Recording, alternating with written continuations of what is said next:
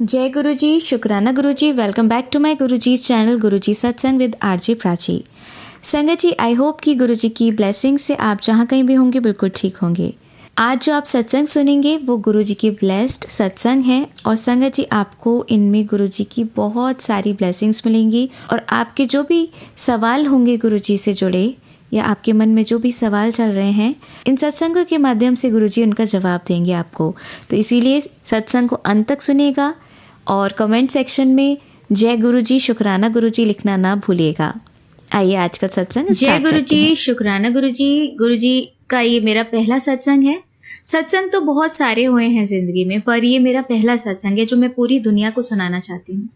मेरी जर्नी गुरुजी के साथ कब स्टार्ट हुई मुझे नहीं पता, कौन से जन्म में स्टार्टिंग हुई मुझे नहीं पता, बट फिजिकली मेरी जर्नी गुरुजी के साथ स्टार्ट हुई 29 सितंबर 2018। मुझे आज भी वो दिन याद आता है जब मैं गुरुजी के मंदिर गई थी। उससे पहले भी मैं बहुत बार गई हूँ, 3 बार गई हूँ, पर कभी वो कनेक्शन नहीं हुआ। गुरुजी के मंदिर गई, मेरी मॉम मेरी मासी दोनों मुझे एक एक हाथ पकड़ के बाहर ले जा रहे थे। तो दर्द होता था क्योंकि हर जगह से हड्डियाँ निकली हुई थी, बहुत पतली हो गई थी, बिल्कुल पतली, कुछ भी नहीं बचा था, कुछ भी नहीं, अपने आप को देख भी नहीं पाती थी आईने में। और कभी कभी किसी डॉक्टर के, कभी किसी डॉक्टर के चक्कर काटे, पंडितों के चक्कर में पड़ी, कुंडली दिखाई, कोई दोष नहीं, कुछ नहीं पता कि किसने क्या क्या बोला, मुझे याद भी नहीं और ना मुझे याद करना। डॉक्टर्स ने तो हार मान ली थी। डॉक्टर कहते थे कि इस बच्चे की रिपोर्ट में तो कुछ आता ही नहीं है। 28 किलो वेट रह गया था मेरा, 72 kgs वेट होता था। बिल्कुल ऐसा हो गया था कि डॉक्टर कहते थे कि ऐसे ही हुआ तो ये जिंदा नहीं रह पाएगी। डॉक्टर्स ने हाथ खड़े कर दिए थे बिल्कुल कि हम तो डायग्नोज ही नहीं कर पा रहे, कोई भी टेस्ट नहीं बता पा रहा कि क्या हुआ है।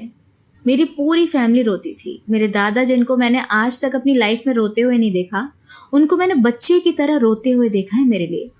क्योंकि माँ बाप से ज्यादा तो प्यार तुम्हें जिंदगी में कोई नहीं करता, पर मेरे हिसाब से माँ बाप से भी ज्यादा प्यार तुम्हें कोई करता है, वो है हमारे गुरुजी। क्योंकि वो तुम्हारे माँ बाप से भी प्यार करते हैं, वो तुमसे भी प्यार करते हैं, वो सबसे प्यार करते हैं। तो 29 सितंबर को मैं गुरुजी के मंदिर गई। उससे 2 साल तक, उससे मतलब 2 साल पहले तक मैंने गुरुजी के बारे में सुना था, बस कभी परखा नहीं था, कभी जाना नहीं था कि कौन है, कौन से गुरुजी हैं, क्या है, कुछ पता ही नहीं था। जब मेरी हालत खराब थी तो मैंने भगवान से, मेरा जो विश्वास था वो उठ गया था। मेरी मम्मी से मैं कहती थी कि भगवान तो मेरी कोई मदद ही नहीं करते, मैंने कभी किसी का बुरा नहीं किया तो भगवान ने मेरे साथ ऐसा क्यों किया। तो मेरी मम्मी कहती थी कि मुझे विश्वास है कि कभी किसी के साथ हमने बुरा नहीं किया तो हमारे साथ भी बुरा नहीं होगा। मम्मी का विश्वास बना रहा, लेकिन मेरा विश्वास टूट गया। 28 तारीख को, 28 सितंबर सुबह की बात है, मैं उठ भी नहीं पा रही थी। उठ के मैं पानी तक नहीं पी पाती थी। मैंने 2.5 साल तक खाना ही नहीं खाया था, मैं पानी पे जिंदा थी। नारियल पानी पीती थी सिर्फ, पानी भी कभी कभी नाक से बाहर आ जाता था। तो मैंने मम्मा को सुबह रोते रोते सफाई करते हुए देखा। तो मम्मा ने छोटा सा एक स्वरूप गुरुजी का मुझे दिया। तो मैंने उस गुरुजी के स्वरूप को फेंक के मारा कि कौन है ये, भगवान मेरी नहीं सुन रहा तो ये क्या सुनेंगे। तो मेरी मम्मा ने उनके आगे जाके बोला कि अगर तुम हो और तुम्हें इसे लेके जाना है तो लेके चले जाओ, अगर बचाना है तो बचा दो, इतना तड़पाओ नहीं। तो और मेरी मम्मा रोते रोते वहां से चली गई। दिन के टाइम मेरी मासी का फोन आता है मेरे पास कि किसी ने ना तेरे लिए महाकाल की विभूति भिजवाई है। महाकाल मेरे भोलेनाथ, उन्होंने बोला विभूति भिजवाई है। मैंने कहा मासी मुझे नहीं चाहिए विभूति, भोलेनाथ ने मेरी इतनी नहीं सुनी। मैंने इतनी फास्टिंग करी उनकी, मैं पहले बहुत फास्टिंग करती थी, शिव जी के बहुत व्रत रखती थी।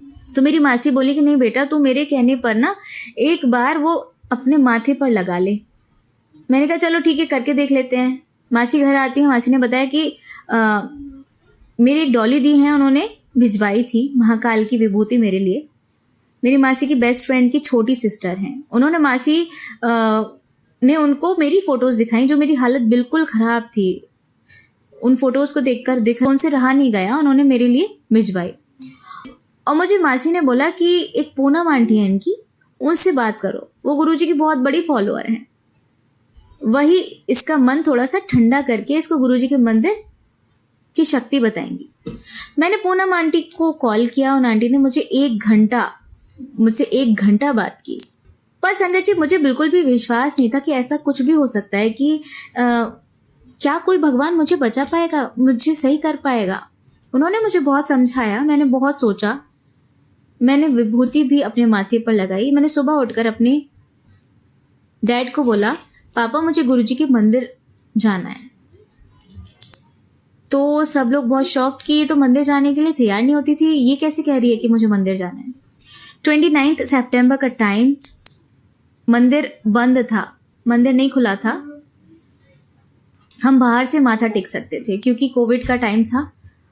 तो मैं, मेरे साथ मेरी मासी, मेरी मम्मा और मेरे पापा थे। तो मैं गाड़ी के बाहर हूँ, मुझे देखकर सब हैरान। जो मेरी हालत थी, मैं मतलब बता ही नहीं सकती संगत जी। मैं 28 किलो की रह गई थी। तो जो सेवादार अंकल थे, उनको जो लंगर प्रसाद मिला था, अंदर जाना तो अलाउड ही नहीं था, तो उन्होंने वो मुझे दिया कि ये इनको खिला दो। तो मैंने कहा कि मैं तो ये खा ही नहीं सकती, मैं तो कुछ खाती नहीं हूँ। जो भी खाती थी वो बाहर आ जाता था। मेरे मुंह में कुछ भी खाने की चीज़ जाती थी तो वो बाहर आ जाती थी। लेकिन उन्होंने कहा कि नहीं, आप खा के देखो, ये गुरुजी का प्रसाद है। तो मैंने संगत जी 2-2.5 साल बाद कोई चीज़ खाने की, मुझे आज भी याद है, दाल चावल उस लंगर में थे, वो मैंने खाए। और उस दिन के बाद ज़िंदगी पता नहीं कैसे बदल गई। हर मुश्किल आसान हो गई, हर मुश्किल।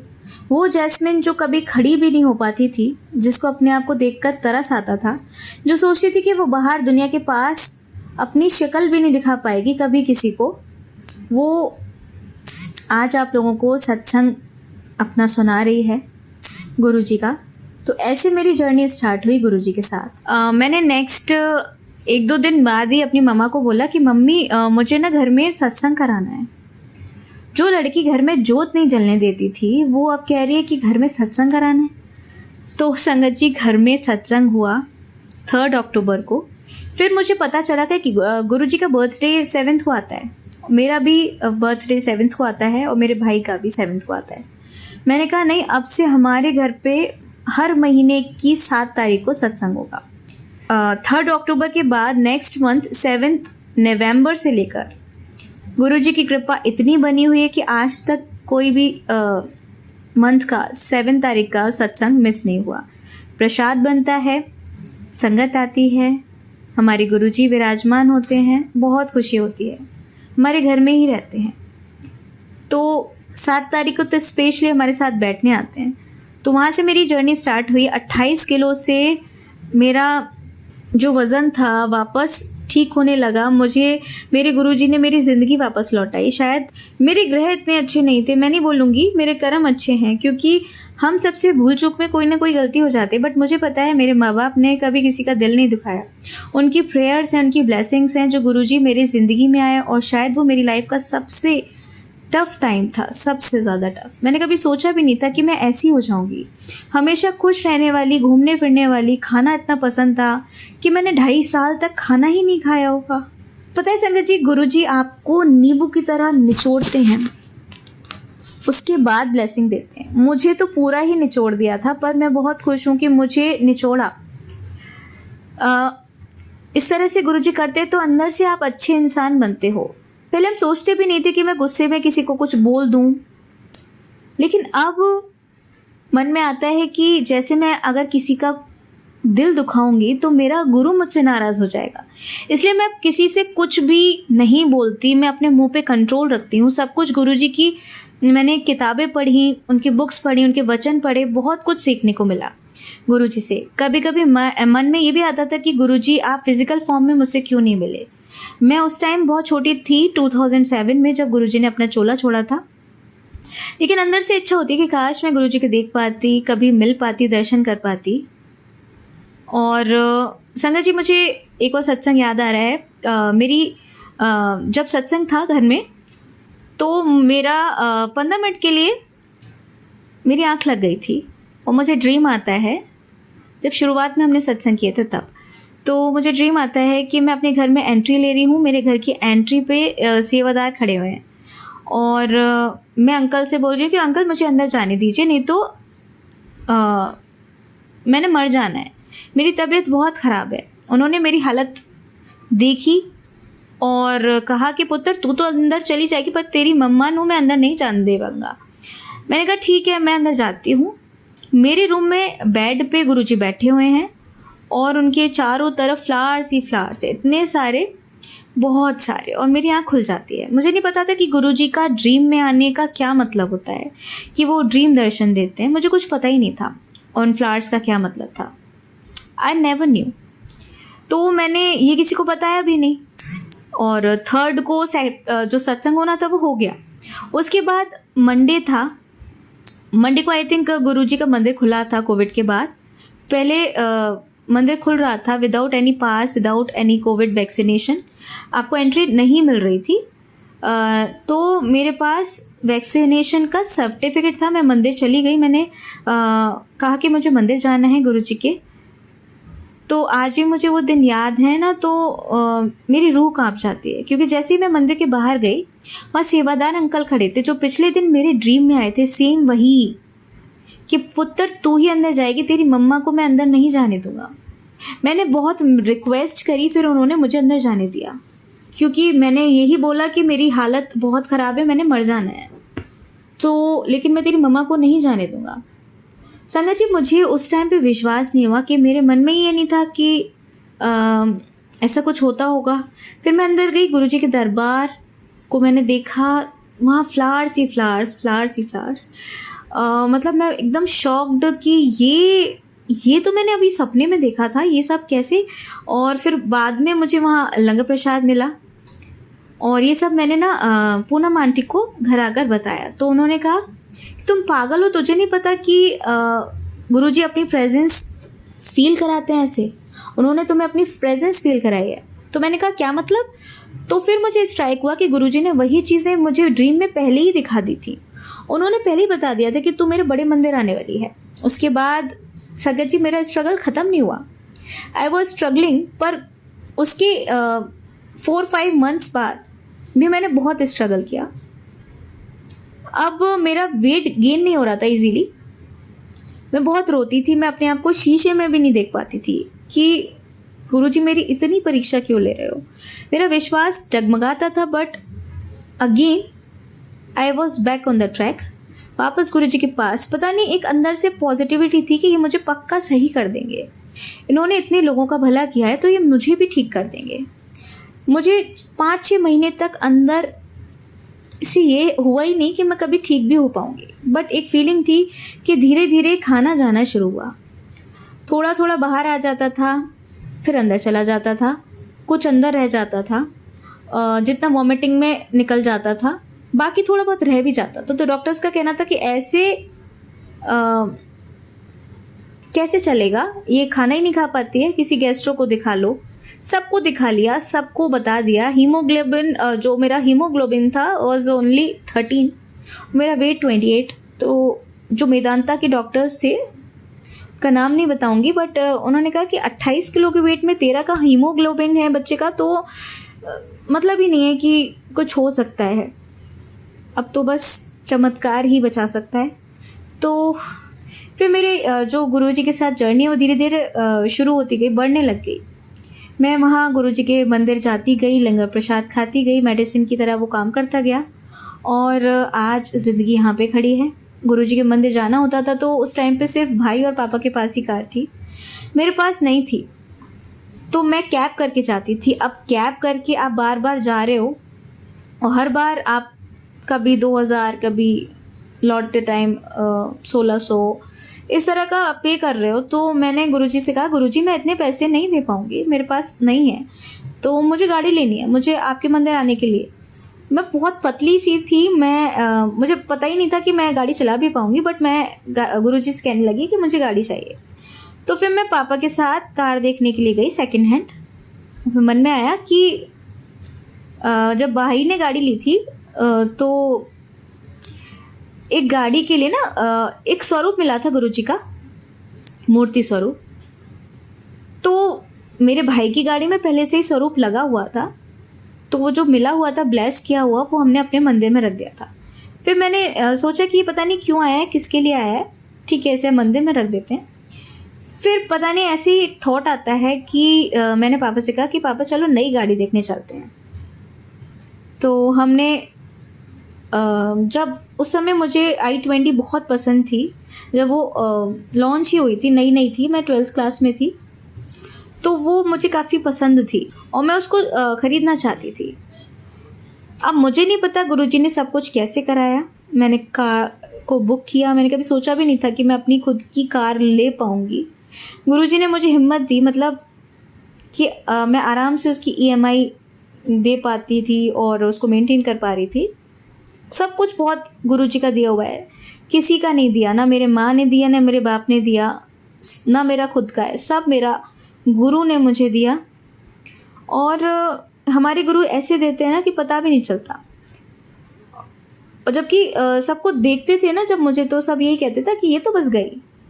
और आज का टाइम है जब मेरे घर में कोई गुरुजी को पहले नहीं मानता था और आज सब गुरुजी के इतने बड़े वाले फॉलोअर बन गए हैं। सबके घर में गुरुजी के स्वरूप ही स्वरूप हैं। और वो आज जो स्वरूप हमें मिला था वो आज मेरी गाड़ी में लगा हुआ है।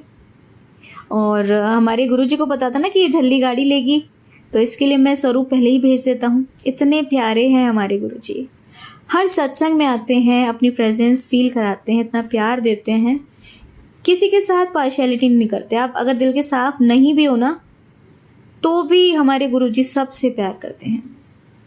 मैं किसी एक कंपनी में जॉब करना चाहती थी बहुत टाइम से, तो उसमें 3 दिन ऑफिस जाना होता था और बाकी के 3 दिन वर्क फ्रॉम होम होता था। तो मुझे नहीं लगता था कि मेरा इंटरव्यू निकलेगा, लेकिन मैंने गुरुजी से कहा कि आप मुझे इतना स्ट्रगल क्यों करा रहे हो।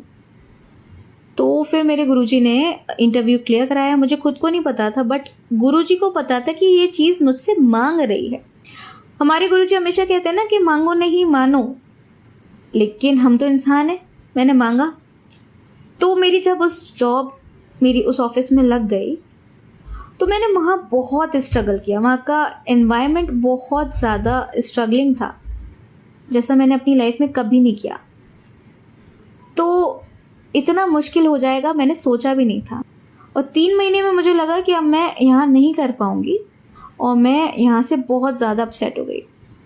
तो फिर गुरुजी ने मुझे वही थॉट दिया कि तू मांगती रहती थी ना, इसीलिए मैंने तुझे दे दिया, लेकिन वो तेरे लिए अच्छा नहीं था, इसलिए मैं तुझे वो दे नहीं रहा था। लेकिन तूने बार बार बोल बोल कर मुझसे वो चीज़ मांगी, इसीलिए मैंने तेरा इंटरव्यू क्लियर करा दिया। तो संगत जी बस यही है कि आप चीज़ों को मांगिए मत, क्योंकि आपको नहीं पता वो आपके लिए ठीक है या नहीं। हमारा गुरु सब जानता है, और जो हमारे लिए ठीक होता है वो हमारा सही समय आने पे वो हमें देते हैं। भाई देते हैं वो हमें, तो हम मांगेंगे और हमें वो चीज़ दे भी देंगे। जैसे हम अपने माँ बाप से ज़िद करते हैं, तो हमारे लिए कोई चीज़ सही नहीं होती, तब भी हमारे ज़िद करने पर, ठंडी होने पर भी बच्चों को आइसक्रीम दिला देते हैं माँ बाप, जबकि उन्हें पता है कि ये इसको नुकसान करेगी। और जब बुखार हो जाता है तब हमें लगता है कि नहीं, हमें नहीं खानी चाहिए थी। तो वही सेम सिचुएशन होती है संगत जी। तो अब मेरी जॉब जहाँ है वहाँ पे मैं बहुत खुश हूँ। वो सब गुरुजी ने धीरे धीरे सेटल कराया। उसके बाद मैंने खाना शुरू किया, फिर वेट गेन होना शुरू हुआ, मेरी ज़िंदगी बदलती गई। उसके बाद मैंने कभी ये सोचा भी नहीं था कि मैं अपना सत्संग शेयर कर पाऊँगी। और जब भी मैंने अपना सत्संग शेयर किया पहली बार, तो सब मुझसे यही पूछते थे कि आपको कौन सी बीमारी हुई थी ऐसी। लेकिन संगत जी मुझे पता ही नहीं चला, और डॉक्टर्स को भी नहीं पता चला कि किसी टेस्ट में डायग्नोज नहीं हुआ कि मुझे हुआ क्या था। लेकिन अब मुझे समझ आता है कि वो टाइम मेरी लाइफ में इसलिए आया क्योंकि मुझे गुरुजी से मिलना था। आज मैं उस टाइम को याद करके रोती नहीं हूँ, मैं खुश होती हूँ कि अगर वो टाइम नहीं आता तो मैं अपने गुरुजी से मिल ही नहीं पाती। तो मैं बहुत खुश हूँ अपने गुरु को पाकर। और गुरुजी मुझे माफ़ करें अगर मैंने सत्संग में कुछ भी ऐसा बोला हो जो सही नहीं था। मैं शुक्राना करती हूँ गुरुजी के हर उस चीज़ को देने के लिए जिसकी मेरी औकात भी नहीं थी और शायद मैं डिज़र्व भी नहीं करती थी, बट उन्होंने दिया। और इतना कुछ दे दिया कि जो मैंने सोचा भी नहीं था। हम छोटी छोटी चीज़ों के पीछे भागते रहते हैं दुनिया में। संगत जी कुछ काम नहीं आएगा। गुरुजी के बारे में मैंने पढ़ा है कि वो सबका कल्याण करते थे उनकी नज़र में कोई बड़ा इंसान, कोई अच्छा इंसान नहीं होता था। ये सिर्फ हालात होते हैं जो इंसान को बड़ा या अच्छा बना देते हैं। जो भी मुझसे पूछता था कि तूने वेट गेन कैसे किया, मुझे नहीं पता। मुझे इतना पता है कि मेरी लाइफ में मेरे गुरुजी आए, उन्होंने वापस से मुझे ठीक कर दिया, और ठीक है उससे भी बेहतर इंसान बना दिया। सब कुछ जो चीज़ें गुरुजी ने दी उसके लिए शुक्रिया, हर चीज़ के लिए शुक्राना। लाइफ बहुत छोटी है तो भगवान मुझे माफ़ करना। तो संगत जी, आपका भी शुक्राना मेरा सत्संग सुनने के लिए। जय गुरु जी। संगत जी, आइए सुनते हैं हमारी दूसरी आंटी का सत्संग। जय गुरु जी, शुक्राना गुरु जी का अनंतम अनंतम शुक्राना। मैं संगत जी अपना शुक्राना सत्संग पहली बार शेयर कर रही हूँ। शुक्राना करने से पहले हम गुरु जी का मंत्र जाप करेंगे। ओम नमः शिवाय, शिव जी सदा सहाय। ओम नमः शिवाय, गुरु जी सदा सहाय। संगत जी, मैं गुरु जी के साथ 2023 में जुड़ी। इस सत्संग में मैं अपनी गुरुजी के साथ जर्नी को आपके साथ शेयर करना चाहती हूँ। एक बार मैं अपने कजिन से मिलने उसके पास गई तो उसने मुझे गुरुजी के बारे में बताया कि मैं एक गुरुजी को मानती हूँ जो कि शिव जी का अवतार हैं। उसने मुझे गुरुजी का मंत्र जाप अपने फ़ोन में लगाकर सुनाया, जो कि मुझको सुनने में बहुत अच्छा लगा। फिर मैं जब अपने घर वापस आई तो मैंने भी अपने घर पर गुरुजी का मंत्र जाप लगाना शुरू कर दिया। इस तरह मैं गुरुजी के साथ धीरे धीरे जुड़ती गई और मेरे साथ धीरे धीरे बहुत सारे चमत्कार होने लगे और मेरे फ़ोन पर हर रोज़ गुरुजी के मैसेज आने लगे और गुरुजी हर रोज़ मुझे तितली रूप में मेरे घर पर दर्शन देने लगे। मैं हर रोज़ गुरुजी के स्वरूप के ऊपर चंदन का तिलक लगाने लगी। एक बार जब मैं गुरुजी के स्वरूप के ऊपर चंदन का तिलक लगा रही थी तो संगत जी उसमें जल वर्षा हुई। मैं हर रोज़ गुरुजी को चंदन का तिलक लगाती हूँ और इसी प्रकार गुरुजी ने एक बार मुझे तिलक में ओम के दर्शन दिए। संगत जी, मैं अपने घर पर सुबह शाम जोत करती हूँ और उस जोत में संगत जी गुरुजी ने मुझे बहुत बार गुलाब के फूल, कई बार तितली के रूप में भी दर्शन दिए हैं। संगत जी, जय गुरुजी, शुक्राना गुरुजी। एक बार अचानक मेरे पेट में बहुत दर्द होने लगा। जब मैं डॉक्टर के पास गई तो उन्होंने मुझे स्कैन कराने के लिए बोला। जब मैं स्कैन करवाने गई तो संगत जी मेरे गुर्दे की पाइप में पथरी आई और डॉक्टर ने मुझे बोल दिया कि इसका ऑपरेशन ही होगा। फिर मैं घर जाकर गुरुजी के पास अरदास करने लगी कि गुरुजी मैं ऑपरेशन नहीं करवाना चाहती। फिर 21 दिन गुरुजी के जल प्रसाद के साथ मैंने दवाई ली और मेरी पथरी निकल गई। संगत जी मुझे बहुत ज़्यादा बैक पेन होता था। अब मैं गुरुजी के जल प्रसाद के साथ ही अपनी दवाइयाँ ले रही हूँ। उससे मुझे बहुत फ़र्क है। यहीं पर मैं अपने सत्संग को विराम देती हूँ। जय गुरुजी, शुक्राना गुरुजी। ये मेरा पहला सत्संग था। अगर इसमें कुछ भी गलती हो गई हो तो मुझे माफ़ करना। मुझे गुरुजी के बहुत टाइम से मैसेज आ रहे थे, शुक्राना कर। ओम नमः शिवाय, शिव जी सदा सहाय। ओम नमः शिवाय, गुरुजी सदा सहाय। जय गुरुजी, शुक्राना गुरुजी। संगत जी, मैं गुरुजी के साथ 2023 में जुड़ी। मैं जब भी अपने घर में गुरुजी का सत्संग सुनती हूँ तो मेरे घर में गुरुजी तितली रूप में हमेशा अपने दर्शन देते हैं। जय गुरुजी, शुक्राना गुरुजी। संगत जी, मुझे मैसेज के द्वारा गुरुजी का हुक्म हुआ कि हर गुरुवार अपने घर बीच गुरुजी का सत्संग कर। मैंने गुरुजी का हुक्म मानते हुए अपने घर गुरुजी का सत्संग गुरुवार के दिन करना शुरू किया। संगत जी, जब मैंने अपने घर गुरुजी का पहला सत्संग किया तो गुरुजी ने हमें जोत में गुलाब के रूप में दर्शन दिए। जय गुरुजी, शुक्राना गुरुजी। और हमने सत्संग करते समय जो गुरुजी को चंदन का तिलक लगाया था उसमें गुरुजी ने हमें ओम और एक ओमकार के दर्शन दिए। जय गुरुजी, शुक्राना गुरुजी। संगत जी, मेरी बेटी बहुत ज़्यादा दर्द में थी और कुछ खा पी भी नहीं रही थी और उसको हॉस्पिटल में ड्रिप लगी है, पर कोई भी फर्क नहीं मिला। फिर मेरे मन में ख्याल आया कि मैं छतरपुर वाले गुरुजी का जल अपनी बेटी को देती हूँ। तो संगत जी, अचानक उसका दर्द गायब हो गया। जय गुरुजी, शुक्राना गुरुजी। मैंने एक अरदास गुरुजी के आगे लगाई हुई है। जब भी मेरी अरदास पूरी होती है तब मैं अपना शुक्राना सत्संग गुरुजी के आगे ज़रूर शेयर करूंगी। संगत जी, मुझसे लिखने में कोई भी गलती हो गई हो तो मुझे माफ़ करना। जय गुरुजी, शुक्राना गुरुजी। ओम नमः शिवाय, शिव जी सदा सहाय। ओम नमः शिवाय, गुरुजी सदा सहाय। संगत जी, जब भी मैं परेशान होती हूँ या मेरे मन में कोई भी ऐसी बात आती है जिससे मैं परेशान हो जाती हूँ तो मैं एक बार गुरुजी के सामने आकर बोलती हूँ, गुरुजी सब कुछ ठीक कर दो, और गुरुजी सब ठीक कर देते हैं। संगत जी, मेरे हाथ में गुरुजी का ब्रेसलेट मैंने पहना हुआ है और मुझे ऐसा लगता है कि गुरुजी हमेशा मेरे साथ हैं।